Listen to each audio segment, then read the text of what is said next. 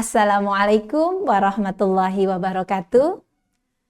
Bismillah, alhamdulillah, wassalatu wassalamu ala rasulillah, wa ala alihi wa sahbihi wa mawala, la hawla wa la quwata illa billah, amma ba'du. Para pemirsa Al-Hikmah TV rahimakumullah. Marilah kita panjatkan rasa syukur kita kehadirat Allah Subhanahu wa Ta'ala yang telah melimpahkan begitu banyak kenikmatan kepada kita semua. Alhamdulillah, kita diberikan umur panjang, diberikan kesempatan, kita sampai kepada bulan Ramadan, bulan yang sudah kita nanti-nantikan. Bulan yang penuh dengan berkah, bulan penuh dengan kenikmatan, dan bulan penuh ampunan. Tak lupa salawat serta salam semoga tetap tercurahkan kepada Nabiullah Muhammad Sallallahu Alaihi Wasallam, kepada keluarga, sahabat, serta orang-orang yang senantiasa istiqomah di jalannya, dan semoga kita semua termasuk orang-orang yang istiqomah dalam iman Islam kita, dan kita kembali kepada Allah dalam kondisi husnul khatimah. Amin. Para pemirsa TV Al-Hikmah TV rahimakumullah, pada kesempatan yang berbahagia hari ini, perkenankan kita bersama-sama belajar bagaimana salah satu perintah Allah gitu nggih. Begitu banyak perintah Allah yang diberikan kepada kita, dan ada salah satu perintah Allah yang lebih disangatkan, lebih diutamakan dilaksanakan di bulan Ramadan. Dan ini sesuai dengan perintah Allah dalam surat Al-Baqarah ayat 261 yang artinya perumpamaan orang yang menginfakkan hartanya di jalan Allah seperti sebutir biji yang menumbuhkan 7 tangkai. Pada setiap tangkai ada 100 biji. Allah melipat gandakan bagi siapa yang Dia kehendaki, dan Allah Maha Luas, Maha Mengetahui. Para pemirsa Al-Hikmah TV rahimakumullah. Dari firman Allah di surat Al-Baqarah 261 ini mestinya menjadi semangat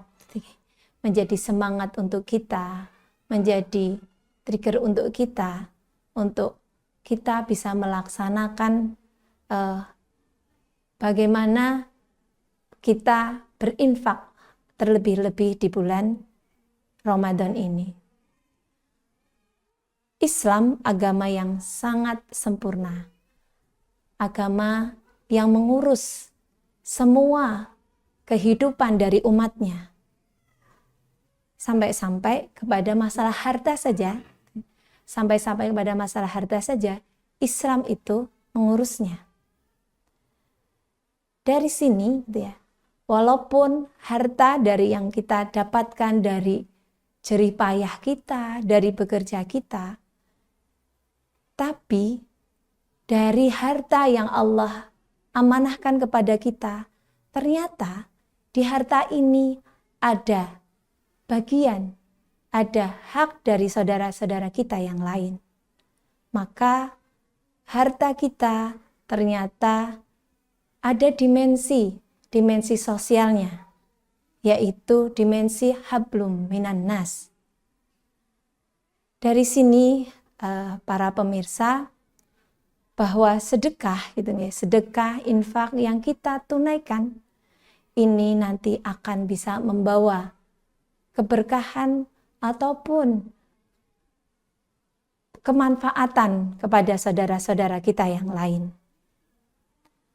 Para pemirsa Al-Hikmah TV rahimakumullah, ada beberapa hikmah dari kita melaksanakan infak ataupun sedekah.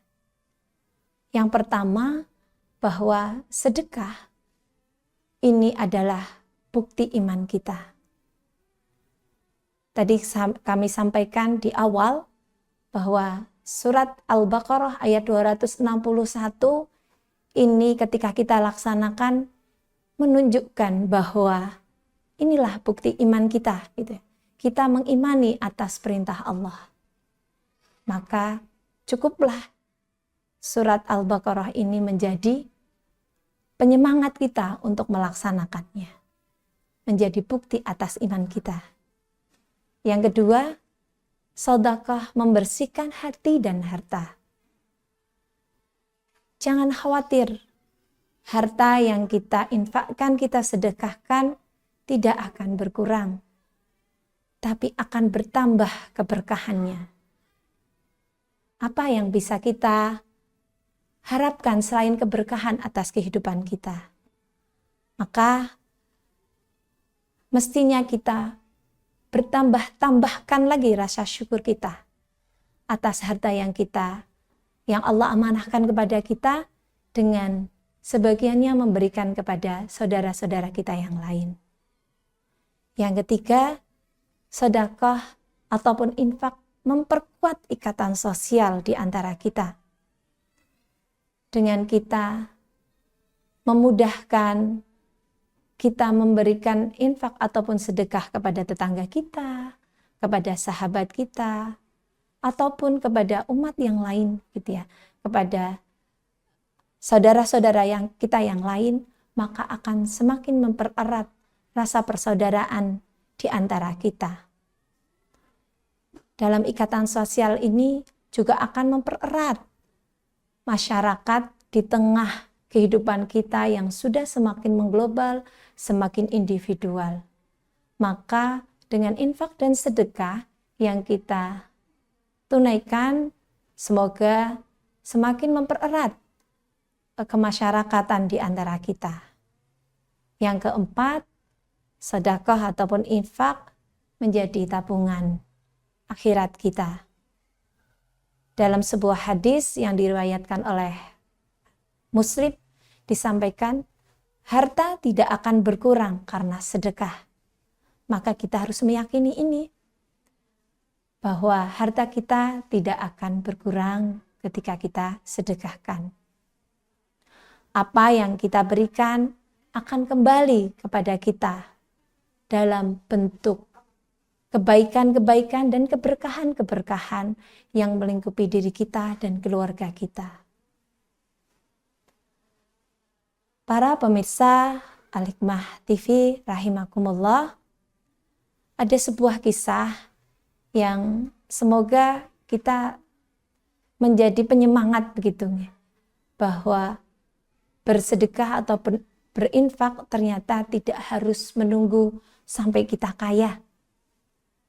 Dikisahkan seorang sahabat Nabi yang hanya mempunyai sebiji kurma.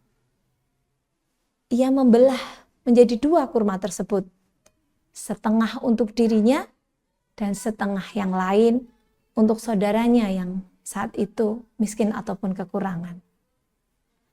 Maka Rasulullah tersenyum dan bersabda bahwa itu adalah sedekah yang bernilai besar. Karena di tengah dia hanya punya 1 kurma, dia masih mau bersedekah.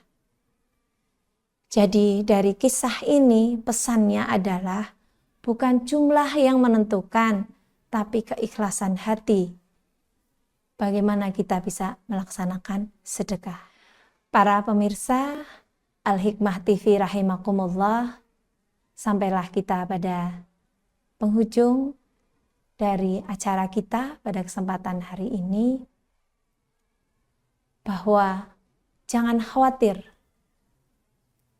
dan jangan ragu, jangan takut untuk bersedekah, karena sedekah tidak akan mengurangi harta kita, tetapi kita titipkan kepada Allah harta yang kita miliki, yang asarnya akan sampai kepada akhirat. Kenapa? Karena sedekah ini akan menjadi al-ajilah wa ajilah, yang asarnya itu akan sampai di dunia dan di akhirat. Di al-ajilah, Di dunia, insya Allah, orang yang mudah ataupun tidak ragu-ragu untuk melakukan sedekah ataupun infak, di dunia akan mendapatkan keberkahan dan kemudahan-kemudahan dalam hidupnya. Sampai-sampai ketika saat meninggalnya, gitu ya, sampai saat-saat meninggalnya, itu tidak akan mengalami rasa sakit yang menyiksa, yang sakit yang parah, gitu nih.